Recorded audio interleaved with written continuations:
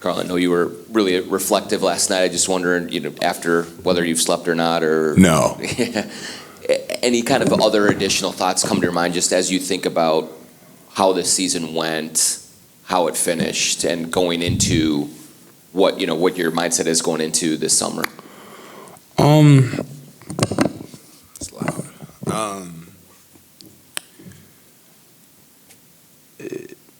We were doubted a lot of the year, and we came out here and we really proved a lot of people wrong. And we showed that we have value in this league, and we were worthy of being in the position of being in the playoffs and playing against a top team. And we showed that we were one of those top teams in the West for sure. So,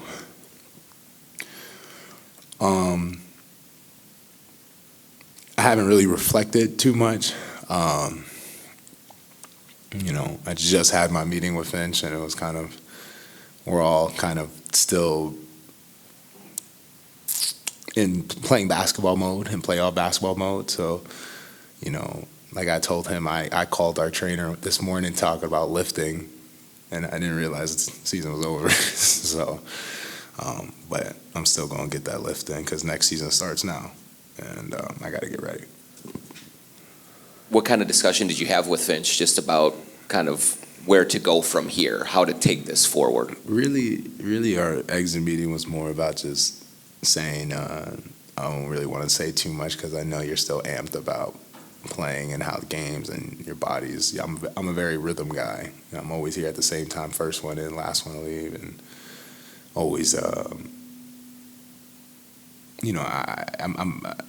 like I said, I'm a rhythm guy, so he knows that it's going to take me a week to 3 to really find myself trying to actually relax and not feeling like there's a game there's a game coming up that I got to get prepared for and everything like that. So it was just more talking, as I said before, with two guys and a beer, and just kind of really just, talking about, the season a little bit, but more just talking about each other's lives and, what we expect to hopefully accomplish and what's my goals this summer and everything.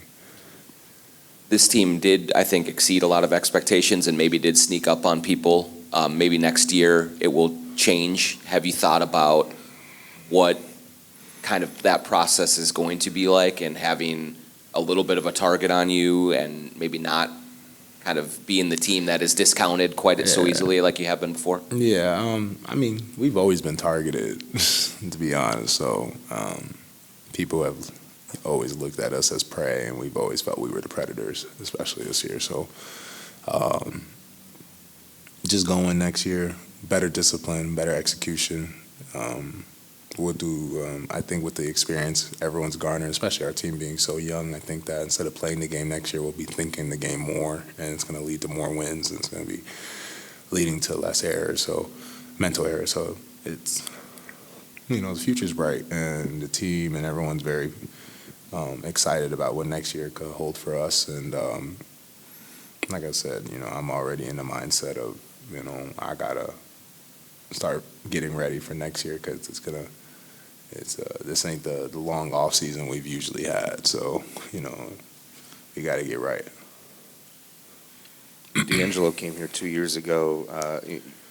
You guys didn't really play together that much 2 years ago, and then last season as well. I'm wondering, playing together a lot this season, what did you learn about playing alongside him and kind of the chemistry that you guys have? Just, that pick and roll game we've seen in pre-draft, it translated. I think that we found ourselves causing a lot of havoc on people just of our pick and roll ability, scoring ability, chemistry, and everything. So it was super fun to actually get a chance, like you said, to play with him.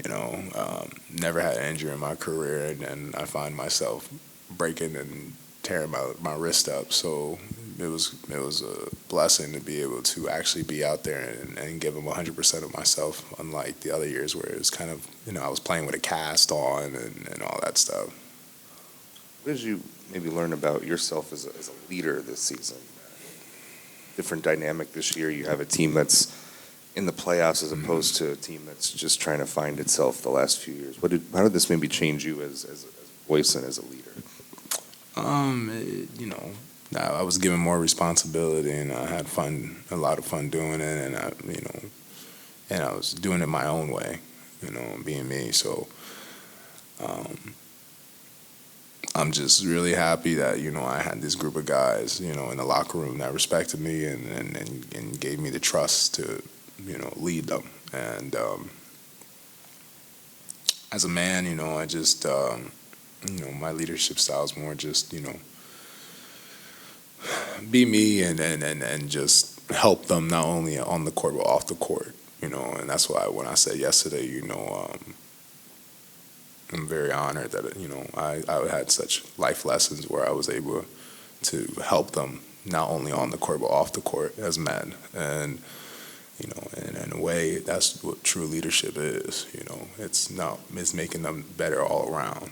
Not just as a basketball player. Everyone gets so caught up in the leadership aspect of as a basketball player that there's so much more to a person than just the basketball aspect, and helping them in their lives, and with the wisdom or experiences I've been through, it translates to them playing better basketball because their mind's more free, and they finding themselves more at peace with themselves and with life. So, we're in a day of age where the mental health is super important, and I'm just trying to help others as much as I can. Yeah, at the beginning of the year, and then he reiterated it last night, like Finch said, for you, being a leader just meant being the best version of yourself.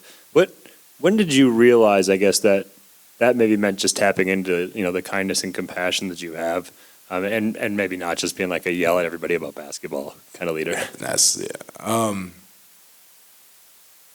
I just always felt my leadership style was actions over words. I'm gonna show you how I lead. Be the first one in the gym, putting that work in, always going tremendously hard in practice, showing how important shoot-arounds could be, the right demeanor. I think all that stuff is where I lead the most. And just being a consummate professional and showing what it is to be a professional, taking care of my body, showing them how I take care of my body. I just think that those are things that young guys especially, they feed off of it when they're seeing their vets doing that every single day. They're gonna want to start doing that because they don't feel like they're behind the 8 ball. So just being myself, just really being myself, being everything, and I've been very fortunate to even open up more to these guys. Having more of my Jersey side comes out a little bit, and I'm just so honored that I had these, that I was able to share a locker room with these guys and be able to play with them night in, night out, and in ways when, we always talk about leading others, having the sense of mind to also allow them to teach me and lead me in certain things, and give them responsibilities and respect the way they give me respect. Carl, nobody on the team had more assists to Ant than you did this season, but it was only like one a game. As you continue to grow that pairing with him, playmaking for each other, what do you think that looks like? I think it's more chases. I've been telling him the whole year. I think, I've said it to you guys. It's about making, as for me and my experience and with my talent level and what I know what I could do. My job is to make the game as easy as possible for him. So I feel more chase actions is something that we could really utilize, especially me and him. I think we all know Ant loves showing his dribble package a lot. So I always try to tell him if he could just throw me the ball, and I'll give him communication and letting him know I'm not shooting it. It's for you, and just pass me the ball just so he don't have to dribble. He could just use his God-given athleticism in his body to just outrun people or overpower someone, and I just hand it right back to him. I think it could help him a lot. And I think when I was having some of my biggest assist numbers of the year was because, we were truly bought into those chase actions, and I think that's something we could utilize even more next year. And then with defense for you as an individual, Finch has said, I think you have said that this was your strongest defensive season. As you even try to go to another level on that end of the floor, is that more about like just individual improvement, or is it about being able to do different types of schemes and those sort of things? I think it's just individual improvement, and like you said, I definitely think this is my best defensive season, and it's a shout out to the coaches and their schemes they put me in, and utilizing my talents and my God-given strengths and ability, and that's why I think we have one of the best coaching staffs in the NBA, and that's why they were rightfully gifted all extensions, because they all deserved it, and it just I think it's just a personal development, and also just getting more comfortable. This is kind of the first time where we were asked what kind of scheme we wanted to run, and I think it worked to a top 13 defense. So should have been top 10, could have been top 5, but I think at the end of the year we kind of dropped the ball a little bit on some of our numbers. You mentioned last night that in the 7 years you've been in the league, you've seen a lot, been through a lot. Was this the most fun you've had playing basketball since you arrived? For sure. It just through everything, life's been chaotic the last 2 years for sure, and to find any peace in it for me was already a step ahead of where I was before, and then do that with the support system now in my life, and these guys, it just made the game fun, really looking forward to games. It took all like the nervous energy out. It was just more of like, I can't wait to go out there and really, play and have my support system watch me, and these guys support me so much, and the energy we bring as a team every night, it just made it really fun. Like, it makes all these games really, really fun. And I had a great time this year. I was telling my family that, it's one of the few times where and I think these guys will speak for themselves. A lot of our guys, when we were talking on our last road trip, this is for a lot of the guys who've been on a bunch of playoff teams or have been with a bunch of different teams or whatever the case may be, they were saying that they've never seen a team like us hang out as much as we do with each other. Like, we're consistently 24/7 hanging out with each other. So that unity, that camaraderie we've been talking about, it translated off the court. A lot of these guys have never experienced it. It felt kind of like AAU basketball-ish, where it was like we get to the hotel and everyone wants to go in the same hotel room and hang out with each other. So it's very funny to see 15 millionaires arguing about pizza. So we all just buy our own pie at that point. Karl, for you, there's a lot of things this team improved on. There's a lot of things you improved on this season. But if you had to single out one thing that you're most proud of, how the team improved, what do you think that one thing would be? Overcoming adversity.